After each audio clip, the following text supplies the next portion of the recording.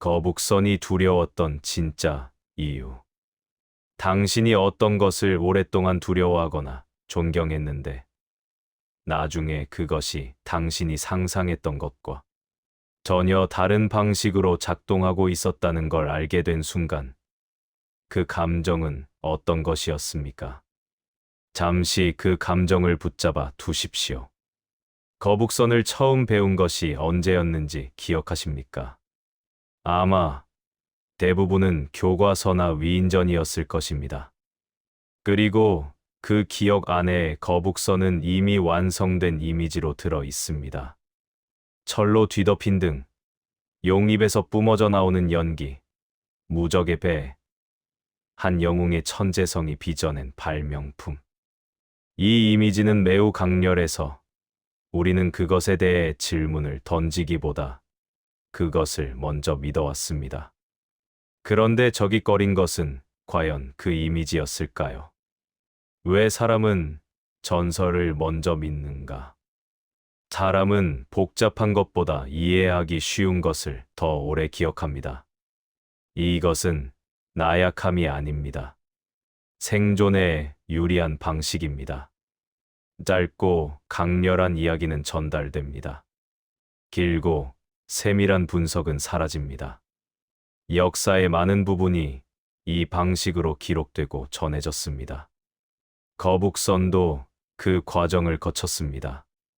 한 사람의 이름이 거북선에 붙고, 거북선에 한 시대의 위기가 붙고, 그 위기에 기적적인 승리가 붙으면서 거북선은 점점 배가 아니라 상징이 되었습니다. 상징은 구체적일 필요가 없습니다. 오히려 구체적이면 힘이 약해집니다. 상징은 흐릿하고 웅장해야 합니다. 그러나 전쟁터에서 실제로 작동한 것은 상징이 아닙니다. 포의 각도였습니다. 노의 수였습니다. 덮개의 재질이었습니다. 대열에서 어느 위치에 배치되는가였습니다. 그것들이 모여 저깃거리는 바가 되었습니다. 이 영상은 거북선을 부정하지 않습니다. 거북선이 얼마나 놀라운 것이었는지를 신화가 아니라 구조로 다시 설명하려고 합니다. 그리고 그 구조를 이해하고 나면 당신이 지금까지 두려워하거나 존경해왔던 어떤 것이 실제로는 어떻게 작동하고 있었는지, 그 질문을 당신의 삶 안에서도 다시 한번 꺼내볼 수 있을 것입니다.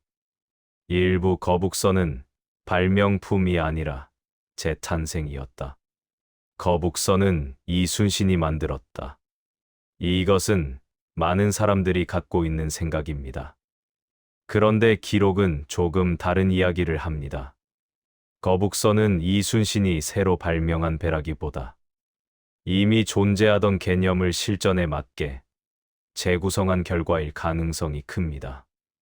태종실록에는 15세기 초 이미 귀선이 등장하며 외선과의 교전 연습 기록도 남아 있습니다.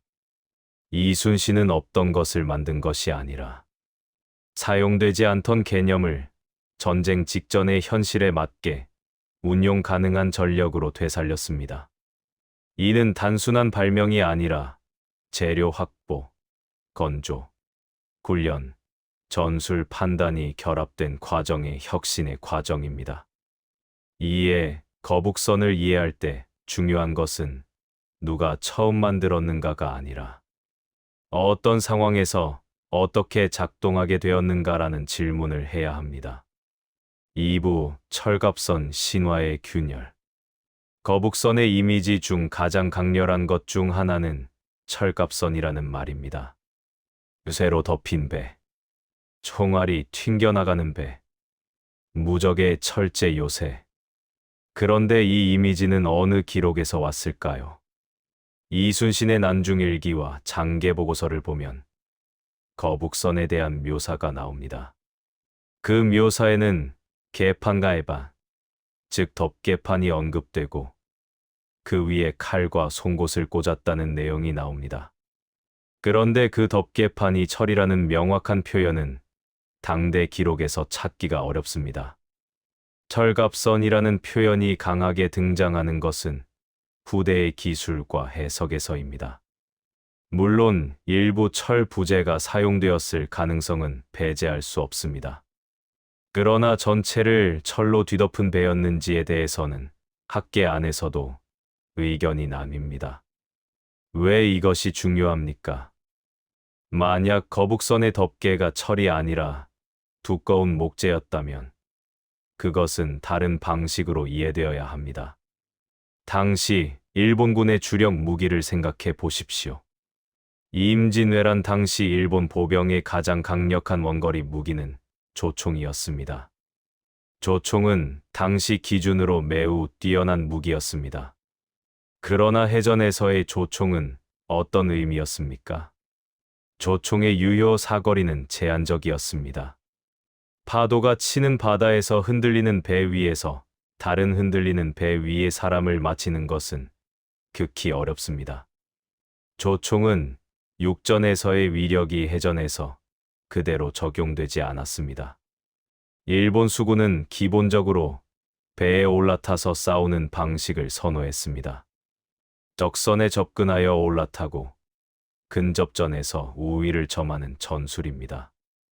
이것은 일본 수군의 강점이었고 동시에 전략적 특성이었습니다. 그렇다면 거북선의 덮개가 무엇을 막았는지가 보이기 시작합니다. 철이 아니어도 됩니다. 쇠못과 칼과 송곳이 박힌 목재 덮개라면 배에 올라타려는 사람의 손과 발을 막을 수 있습니다. 올라탈 수 없다면 일본군의 가장 강력한 전술은 무력화됩니다. 여기서 돌격선으로서의 거북선의 본질이 드러납니다. 거북선은 방어를 위한 배가 아니었습니다. 돌격선입니다. 돌격선의 핵심은 속도와 충격입니다. 적진에 먼저 들어가고 혼란을 만들고 적의 대형을 흩뜨리는 역할입니다. 이 역할을 수행하기 위해 덮개가 필요했던 것은 철갑을 두르기 위해서가 아니라 접근전을 거부하고 돌격 과정에서 승무원을 보호하기 위해서였습니다. 만약 거북선이 완전한 철갑이었다면 무게가 크게 늘었을 것입니다. 속도가 줄었을 것입니다. 돌격선으로서의 기능이 오히려 약화되었을 것입니다. 이것은 거북선이 철갑이 아니었으니 별것 아니었다는 결론이 아닙니다. 오히려 반대입니다. 거북선이 두려웠던 것은 철로 만들어졌기 때문이 아니라 접근전을 막으면서 돌격할 수 있는 구조였기 때문입니다. 그 구조가 일본 수군의 전술을 정면으로 무너뜨렸습니다. 두려움은 외형에서 오지 않았습니다. 기능에서 왔습니다. 담부 유황 연기, 정말 있었는가? 용의 입에서 유황 연기가 뿜어져 나오는 거북선. 이 장면을 그림이나 영상에서 보신 분들이 많을 것입니다. 안개처럼 퍼지는 연기가 적을 혼란에 빠뜨리는 장면. 신비롭고 강렬한 이미지입니다. 그런데 이 유황 연기에 대한 기록은 어디에 있습니까? 이순신의 난중일기를 살펴봅니다. 이 일기는 전장의 다양한 상황을 상세하게 기록한 1차 사료입니다. 그런데 여기에 거북선의 용머리에서 연기를 피웠다는 내용은 등장하지 않습니다. 이순신이 조정에 올린 장계, 즉 공식 보고서에도 마찬가지입니다. 거북선의 구조와 운용에 대한 설명이 일부 있지만 유황 연기에 대한 구체적 언급은 찾기가 어렵습니다. 그렇다면 이 이미지는 어디서 왔을까요? 부대의 기록과 재현, 그리고 이후 시기의 문헌에서 이런 묘사들이 등장하기 시작합니다.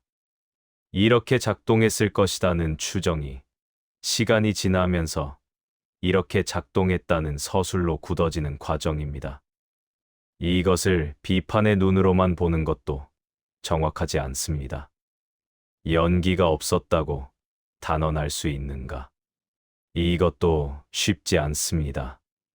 거북선은 단일한 배가 아니었습니다. 시기에 따라, 수군 진영에 따라, 건조한 사람에 따라 구조가 달랐을 수 있습니다. 임진왜란이 7년간 지속되는 동안 거북선은 개량되고 변화했을 가능성이 있습니다. 훈련 목적으로 연막을 사용했을 가능성, 혹은 심리전의 일환으로 도입되었을 가능성, 이것들을 완전히 배제하기는 어렵습니다. 중요한 것은 이것입니다. 유황 연기가 있었는가 없었는가라는 질문보다 어느 시기에 어떤 거북선에 대해 이야기하고 있는가라는 질문으로 먼저 이동해야 합니다. 역사의 많은 오해는 하나의 사건으로 고정해야 할 것을 여러 시기의 복합체로 다루지 않는 데서 생깁니다. 거북선은 하나가 아니었습니다. 시간 속에서 변화하는 개념이었습니다. 그 개념의 어떤 단면이 전설이 되었고 어떤 단면이 실전의 도구였는지 그것을 분리하는 작업이 필요합니다. 연기 이야기를 할 때 한 가지 더 생각해 볼 것이 있습니다. 전장에서 연기가 갖는 전술적 의미는 무엇입니까?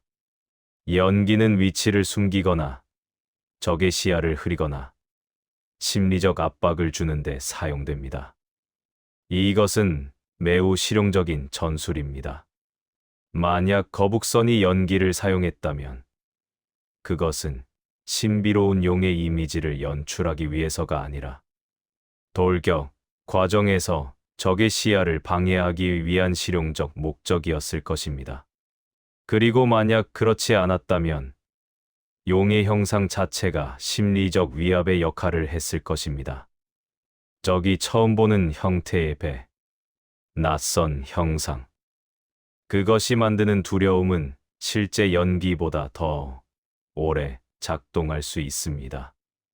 기록이 없다는 것은 없었다는 증거가 아닙니다. 동시에 기록이 없는데도 있었다고 단언하는 것도 정확하지 않습니다. 우리는 이 불확실성을 그대로 들고 있어야 합니다. 자부 용머리는 왜 움직였다고 말해지는가? 거북선의 용머리가 충돌시 안으로 들어갔다가 다시 나온다는 이야기.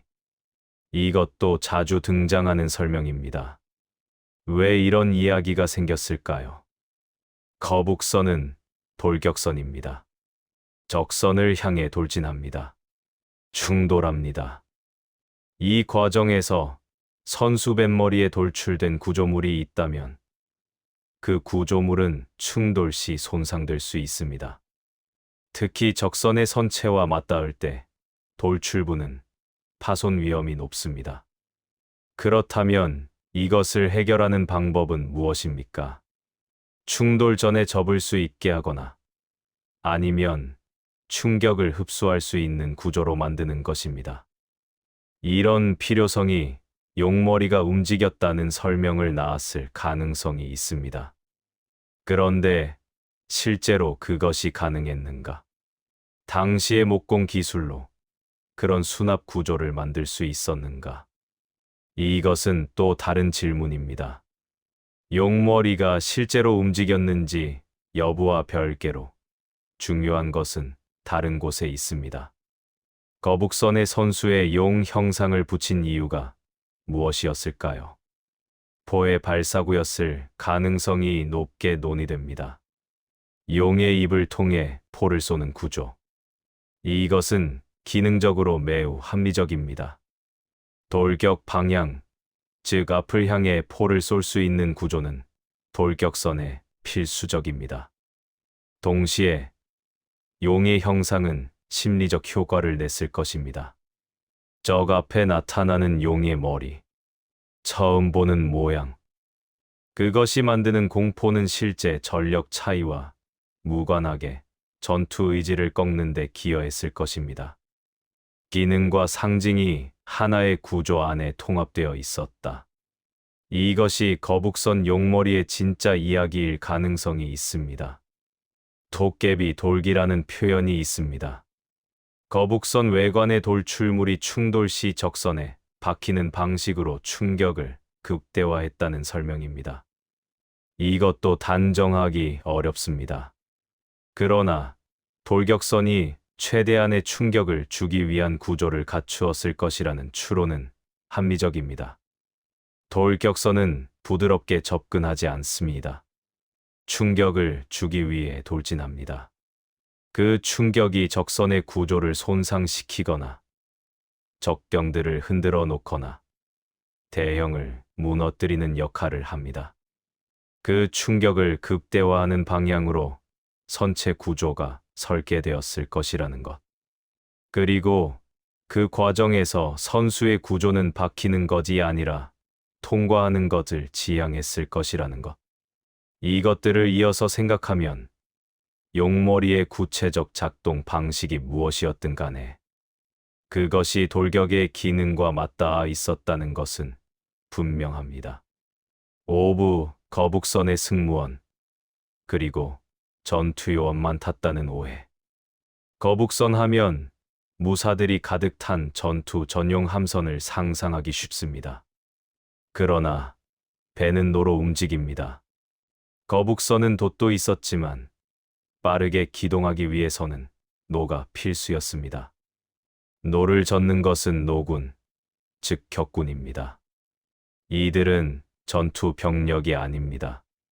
재력과 기술이 필요한 전문 인력이지만 무기를 들고 싸우는 역할은 아닙니다. 거북선의 승무원 구성에서 노군의 비중은 상당히 컸을 것으로 봅니다. 이것은 거북선의 한계처럼 보일 수 있습니다. 그런데 실제로는 그렇지 않습니다. 당시 조선 수군의 주력 전선이었던 판옥선을 먼저 봐야 합니다. 판옥선은 2층 구조의 배입니다. 하층에서 노군이 노를 젓고 상층에서 전투요원이 싸웁니다. 이 구조는 노군을 전투 피해로부터 일정 정도 보호합니다. 그런데 상층은 개방되어 있습니다. 전투요원이 노출됩니다. 조총이 날아오면 조총이 도달할 수 있는 거리에 있는 전투요원들은 위험에 처합니다. 거북선의 덮개는 이 문제를 해결합니다. 덮개로 상층을 덮으면 안에 있는 사람들이 조총과 화살로부터 보호됩니다. 이것은 방어의 관점이 아니라 돌격의 관점입니다. 적진 깊숙이 들어가는 과정에서 내부 인원을 보호해야 합니다. 그래야 돌격 후에도 전투력을 유지할 수 있습니다. 덮개가 만든 것은 요새가 아닙니다.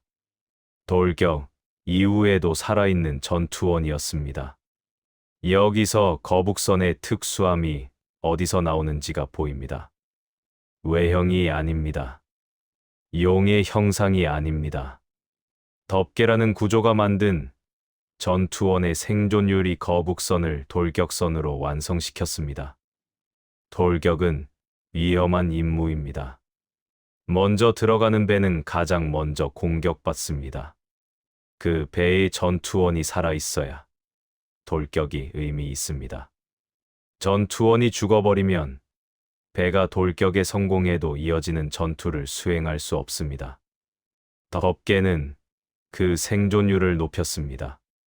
그리고 그 위에 칼과 송곳은 누군가 배 위로 올라와서 그 생존율을 낮추려는 시도를 막았습니다.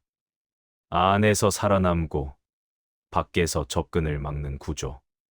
이것이 거북선이 돌격선으로 기능하게 만든 핵심입니다. 육부 이순신은 거북선에 탔는가? 영화와 드라마에서 이순신은 종종 거북선의 가장 앞에 섰습니다.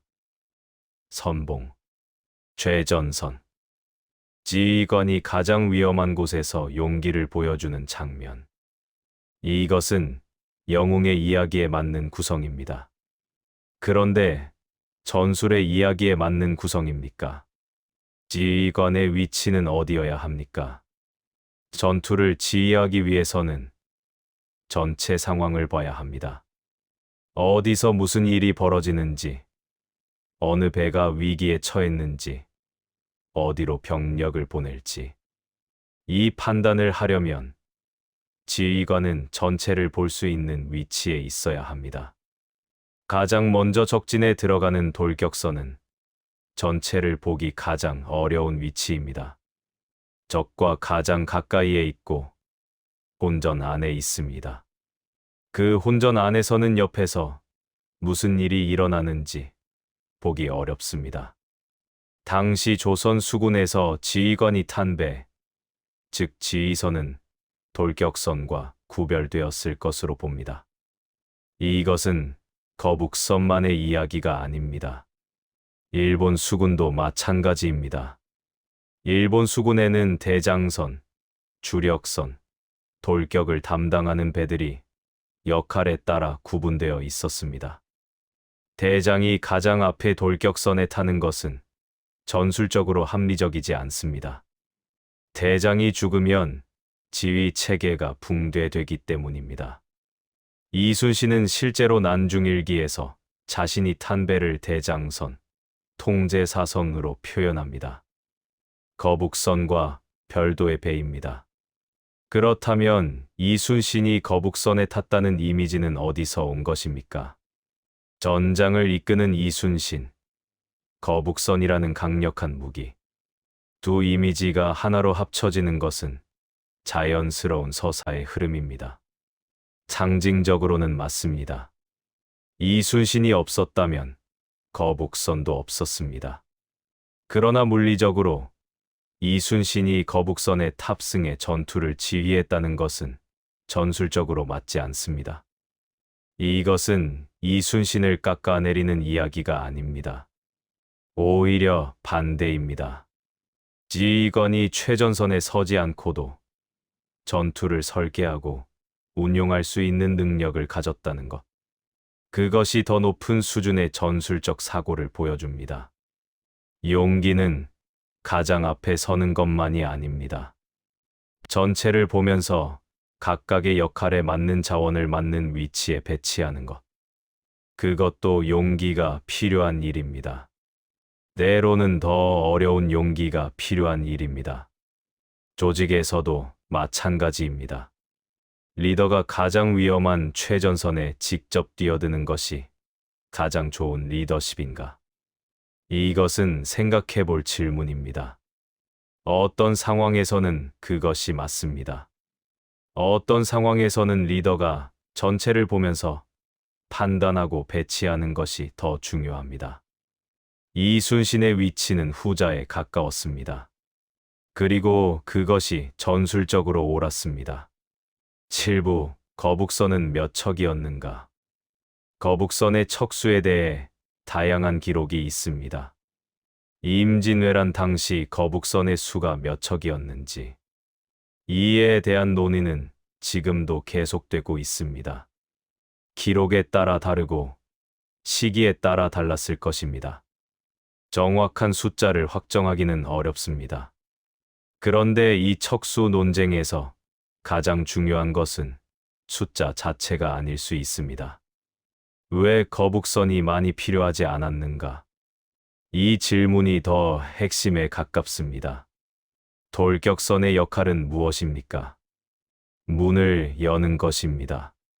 전투에서 적의 대형이 단단하게 유지되고 있을 때 그것을 먼저 흔드는 역할입니다. 혼란을 만들고 적의 대형을 무너뜨리고 이후 주력 함선들이 진입할 공간을 만드는 것입니다. 이 역할을 수행하기 위해 돌격선이 수십, 수백 척일 필요가 없습니다. 소수의 강력한 돌격선이 혼란을 만들면 다수의 주력선이 그 혼란을 이용해 전투를 이어갑니다. 거북선이 소수였다는 것은 거북선의 역할이 작았다는 의미가 아닙니다. 오히려 소수였기 때문에 역할이 명확했고 역할이 명확했기 때문에 효과적이었습니다. 반옥선이 주력이었다는 것도 기억해야 합니다.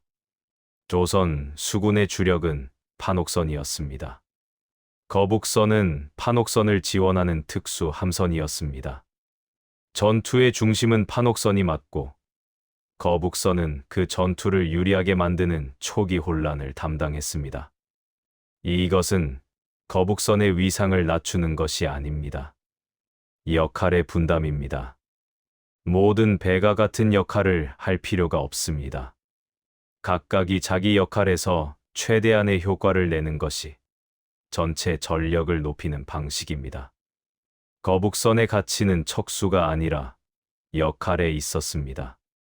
소수였지만 그 소수가 없었을 때와 있었을 때 전투 결과가 달라지는 역할. 그것이 거북선의 진짜 가치였습니다. 한 가지 더 생각해 볼 것이 있습니다. 거북선을 만들고 운용하는 데는 자원이 필요합니다. 특수한 구조이기 때문에 건조 비용도 높았을 것이고 훈련도 필요했을 것입니다. 무한정 늘릴 수 있는 자원이 아니었습니다. 그럼에도 소수의 거북선이 결정적인 순간에 투입되어 효과를 냈다면 그것은 자원 운용의 효율성이기도 합니다. 어디에 얼마만큼의 자원을 투입할 것인가. 이것은 전술의 문제이기도 하지만 경영의 문제이기도 합니다. 모든 것에 최고의 자원을 투입하는 것이 항상 최선이 아닐 수 있습니다. 필요한 곳에 필요한 만큼 가장 효과적인 방식으로. 이것이 거북선의 운용이 보여주는 또 다른 측면입니다. 마지막 부적이거린 것은 괴물이 아니라 방법이었다. 긴 시간 동안 거북선을 따라왔습니다. 철갑 여부, 유황 연기, 용머리의 움직임, 이순신의 탑승 여부, 척수. 이것들에 대해 확정적인 답을 내리지 않았습니다. 내릴 수 없는 것들도 있었고, 내려서는 안 되는 것들도 있었습니다. 그러나 한 가지는 분명해 보입니다. 적이거린 것은 거북선의 외형이 아니었습니다. 당시 일본 수군 기록을 보면 거북선에 대한 두려움이 묘사된 부분들이 있습니다. 그 두려움의 내용을 들여다보면 겉모양에 대한 것보다 기능에 대한 것이 더 많습니다. 올라탈 수 없는 배, 포를 사방에서 쏘는 배, 혼란을 만들고 빠져나가는 배. 이것들은 외형의 두려움이 아닙니다. 작동, 방식의 두려움입니다. 올라탈 수 없다는 것은 자신들의 전술이 통하지 않는다는 것입니다. 포가 사방에서 나온다는 것은 어디로 피해야 할지 모른다는 것입니다. 혼란을 만들고 빠져나간다는 것은 예측할 수 없다는 것입니다. 이 세 가지가 만드는 두려움은 외형의 두려움보다 훨씬 깊은 곳에 있습니다. 자신이 알고 있던 싸움의 방식이 더 이상 작동하지 않는다는 것을 아는 두려움. 거북선이 신화가 된 것은 이해할 수 있는 일입니다. 전쟁에서 이겼고 그 전쟁의 상징이 된 배이며 그 배를 운용한 사람이 영웅이 되었습니다. 이 세 가지가 결합하면 신화가 만들어집니다. 진화는 기억을 유지합니다. 세대를 넘어 전해지게 합니다. 이것은 신화의 기능이고 가치입니다. 그러나 신화가 구조를 덮을 때 우리는 중요한 것을 잃습니다. 거북선이 왜 효과적이었는지를 이해하지 못하면 비슷한 방식의 혁신을 알아보는 눈도 있습니다. 어떤 상황에서 어떤 역할이 필요한지를 판단하는 능력도 흐릿해집니다. 당신의 삶으로 잠시 돌아와 봅니다. 당신이 두려워하거나 존경하는 것들 중에 그 외형 때문에 두려워하거나 존경하는 것이 얼마나 있습니까? 그리고 그것의 실제 작동 방식을 들여다본 것이 얼마나 됩니까? 반대로 당신이 만든 것 또는 당신이 운용하는 것들 중에서 실제로 작동하는 것은 무엇이고 단지 좋아 보이는 것은 무엇인지 그것을 구분하고 있습니까? 거북선을 처음 배웠을 때의 이미지와 지금 이 시간 이후의 이미지는 어떻게 달라졌습니까? 그 차이가 이 영상이 의도한 것입니다. 마지막으로 하나의 질문을 드립니다. 당신이 지금 믿고 있는 것들 중에서 신화로 믿고 있는 것과 구조로 이해하고 있는 것을 구분해 보신 적이 있습니까? 그 구분을 시작하는 순간 두려움의 실체가 달라 보이기 시작할 것입니다.